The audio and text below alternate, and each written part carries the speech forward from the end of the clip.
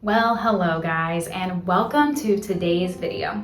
Okay, today's video is going to be the second installment in my new series, which I still don't have a name for, but we are basically covering the top urban legends in all 50 states. Last time we did Kentucky, and this time we are going to do arguably one of the most haunted states in the country, Connecticut. I'm very excited about this one. I've kind of been obsessed with Connecticut and just a lot of the lore ever since A Haunting in Connecticut, which I first heard about that through this show that I used to watch on the Discovery Channel called Paranormal Activity. Hello, Editing Hannah here, and I am just jumping in to say that I don't know why I called that show Paranormal Activity. It is not Paranormal Activity. I was talking about the show A Haunting on Discovery Channel. So yeah, I don't know why I said that. I love those movies, but that was definitely not the show I'm talking about, and I just went on as if I didn't do anything wrong. So had to throw that out there. It's not Paranormal Activity, although love those movies. It's the show A Haunting on Discovery Channel. I loved that show when I was younger, like literally, I don't know, probably like 2004 or 2008 or something around that time frame. I was obsessed with this show, and they had like a whole, I think it was like a 2-part episode on The Haunting in Connecticut. And then years later, it did come out with like an actual movie, which I love that movie as well. And that's kind of like what introduced me to the lore of Connecticut and just the lore in general of like states themselves being super haunted in comparison to other states, especially the older they are. So that kind of like ignited my interest for the paranormal and just like lore, urban legends, all of that sort of stuff. So I loved that show. Let me know if you guys watched that show when you were a kid. I had no business watching that show when I was that young. It literally creeped me out so bad. I was so terrified to go to bed every night, but I just couldn't stop. I've always been a lover of all things spooky, all things paranormal, and I definitely think that was like one of my introductions into that world. So let me know if you guys saw that. So anyway, Connecticut is arguably one of the most haunted states in the United States. There's a lot of small towns, a lot of colonial homes, historical sites, but it is also filled with dense forests, very old cemeteries, hidden behind stone walls even. But a lot of Connecticut is that picture perfect sort of community and town, but it truly underneath all of that may be the most haunted state in America. Today we are going to dive into some of the darkest urban legends and mysteries from Connecticut. Some of these are a lot stranger than you would think. And also, for as much as I have tried to learn about Connecticut, some of these I had never heard of before, so you're in for a treat, honey. Okay, so like I mentioned, Connecticut is very popularly known for a lot of like haunted sites, okay, and just a lot of like paranormal activity and just like creepy things from that realm, which we're gonna get into. But before we do, we have to talk about the black dog. Okay, according to Connecticut folklore, this creature, seeing it could mean like immediate death, sudden death, something like that. So I just had to talk about it because I had never heard of this before. So this legend is called the Black Dog of Hanging Hills, and it does come from an area known as the Hanging Hills in Meriden. I hope I'm saying that right, Meriden, Connecticut. I apologize if I'm saying that wrong, but this is basically an area in Connecticut that's filled with steep cliffs, thick woods, and very eerie hiking trails. For a long time, generations and generations, many locals to the area have reported sightings of this mysterious black dog wandering the area. Obviously, if it's been going on for generations, it could not possibly be the same dog, which just kind of, I feel like, adds to the creepiness and the lore. You may be assuming that this is some werewolf-like creature, but it's really not. Many witnesses describe it as a very small, thin, completely black, and typically pretty silent dog that sometimes appears with glowing eyes, and at first it does not seem very threatening at all. There's actually an old saying that I found that goes along with this legend, and it goes, "See the dog once and it brings joy. See it twice and it brings sorrow. See it 3 times and it brings death." I did think that was gonna rhyme when I first saw it, but it did not. Anyway, this legend dates all the way back to the 1800s actually, when a very strange incident occurred. This incident has to do with a scientist named W.H.C. Pynchon. I hope I'm pronouncing that right. Again, I apologize for the pronunciations. Basically, the scientist was exploring the Hanging Hills when he reportedly encountered this black dog more than once.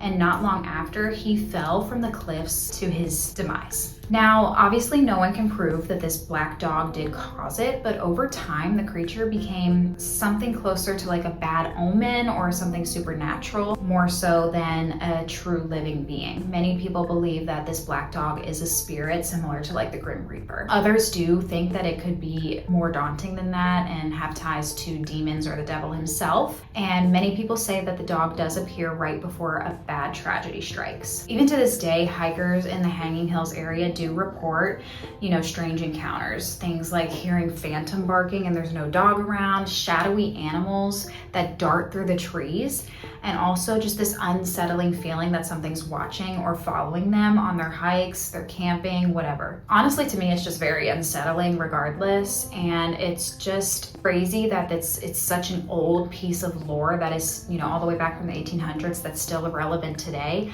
And that's just been discussed for centuries at this point. I think that really just adds to the creep factor for me and is why I included it in this video. Okay guys, this next topic is going to be on the melonheads. This is more so like a cryptid type legend.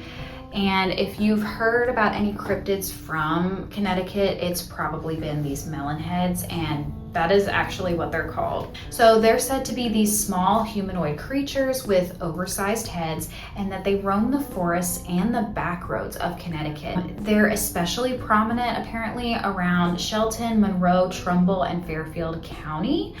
Those are just some locations I found. I don't know exactly where those are in Connecticut. The most prominent descriptions I have come across are that these humanoid type creatures are very pale skinned, they're child sized, so smaller, looking feral and extremely aggressive.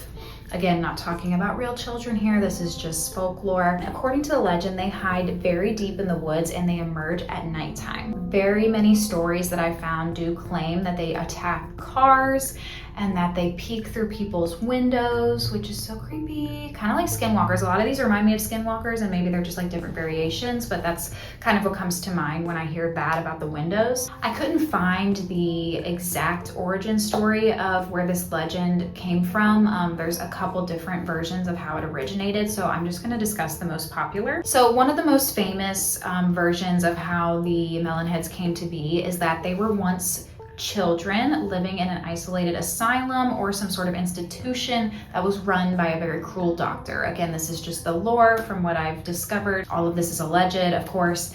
And that these children suffered from hydrocephalus, which is a condition that can cause swelling in the head. Now, this can be a bit graphic or tragic, so trigger warning, but according to this particular legend, the cruel doctor supposedly performed, allegedly, experiments on them, on these children with hydrocephalus. Eventually, the institution ended up burning down, and the surviving children actually escaped into the woods. And just kind of over time, these stories have evolved into something more mythological than anything else, more of that urban legend vibe, like I said. But like most urban legends with all these different origin stories, no one knows the exact origination.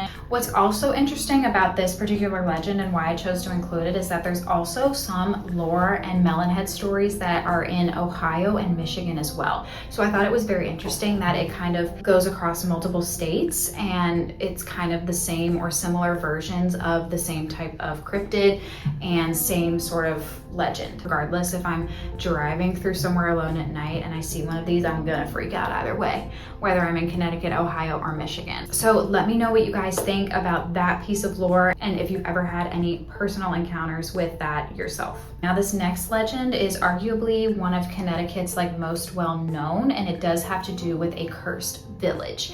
This is the lore of Dudleytown. Dudleytown is known for a lot of stories surrounding it that have to do with curses, paranormal activity, insanity, and even death. It has been coined as the Village of the Damned. Dudleytown was once this tiny settlement that was found all the way back in the 1700s. So you can imagine, just given that it was that old, the lore that surrounds it. Today, almost nothing really remains of the town except some stone foundations, some cellar holes, and really just this dense forest that swallows everything up that used to be this town. But even according to earlier accounts of the legend, this town, Dudley Town, was supposedly cursed basically from its origination. There's even claims that the curse dates all the way back to England before Dudley Town was even founded. So the lore goes that supposedly members of the Dudley family were involved in political betrayals and even executions connected to the English monarchy. And as punishment for that, their entire bloodline was allegedly cursed. When descendants went to settle into Connecticut, the curse even followed them there. And then over time, kind of just as time passed, stories just began spreading that just terrible, terrible things kept happening in Dudley Town, and many people attributed it to this curse. Many reports included just people vanishing, people losing their minds,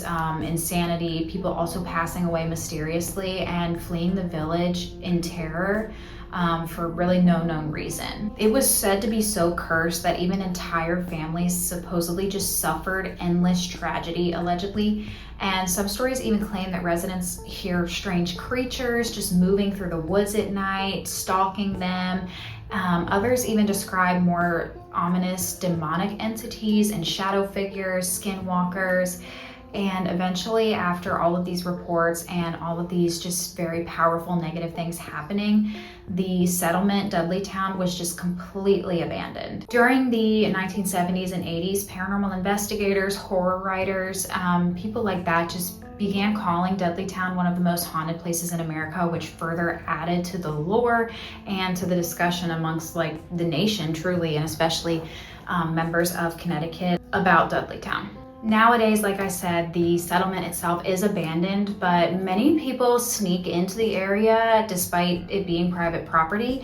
And many visitors, investigators, and people who go to just kind of see what's going to happen have claimed that they experience deep, sudden dread, whispers, they hear whispers, they see shadow figures, strange things kind of moving out of the corner of their eye, also very creepy sounds, and even at times visitors have described becoming extremely physically ill. Basically, overall, Dudley Town became something much bigger than just a silly little urban legend or ghost story, especially after coining it one of the most haunted towns in America in the 70s and 80s. So once a place gets a reputation like that, I mean, come on, like the possibilities are endless. But if you've ever been there, if you live nearby there, if you're from Connecticut, let me know what you think about that one. I would love to talk to you about it. Okay, and of course, honey, as I mentioned, I'm a big paranormal buff, and we cannot talk about Connecticut without talking about Ed and Lorraine Warren. Okay, also, if you want me to do a separate video on just the haunting in Connecticut and like that whole story with the family, please let me know. I'm not going to be discussing that in this video because that's kind of a separate topic, but I would love to do a video on that and really get into it. That's like one of my favorite like paranormal stories of all time. So please let me know if that's something you would want to see. I would love to do a video on that. But this next topic is actually going to be about Union Cemetery and the White Lady. So Connecticut, as I said, they have a lot of just the most haunted this or that in America. And one of those things is having the most famous haunted cemetery in America, one of the most famous haunted cemeteries at least, and that is Union Cemetery in Easton. So many people claim very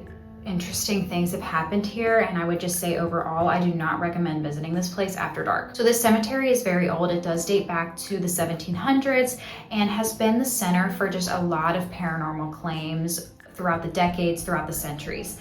Many people report seeing glowing orbs in this cemetery, phantom figures, unexplained mist, strange unexplainable lights, apparitions appearing directly in front of cars, in front of them.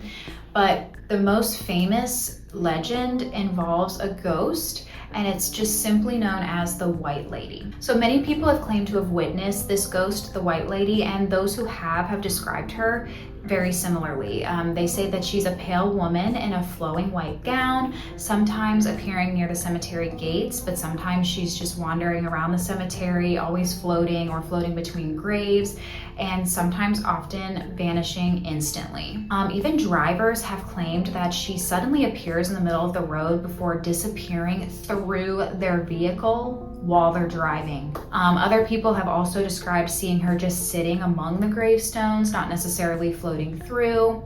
And eventually the stories got so popular and so discussed that paranormal investigators Ed and Lorraine Warren did get involved, which is very interesting to me. Obviously, I'm a very open-minded person, and although you may not believe in all this stuff, I'm not even saying you should or that I do. It's just so fun to learn about the other side of the world, other universes, and just whatever might be happening all around us that we are not aware of or can't see. So anyway, Ed and Lorraine Warren did do an investigation here. Yes, it's the same Ed and Lorraine Warren that's connected to The Conjuring, Annabelle, Amityville Horror, other paranormal cases. If you want me to do a separate video on Ed and Lorraine Warren, let me know, honey, I would love to. They've investigated just some of the top paranormal sites. They're very, very well known in the paranormal community as very skilled paranormal investigators. And they investigated Union Cemetery and publicly did claim that the hauntings were real. This only added to the urban legend. It blew it up. It made it way bigger. So if you've ever been there, let me know if you've had any experiences there and just what you think of that cemetery. Okay, guys, this next topic I'm so excited about. It does have more to do with the Warrens.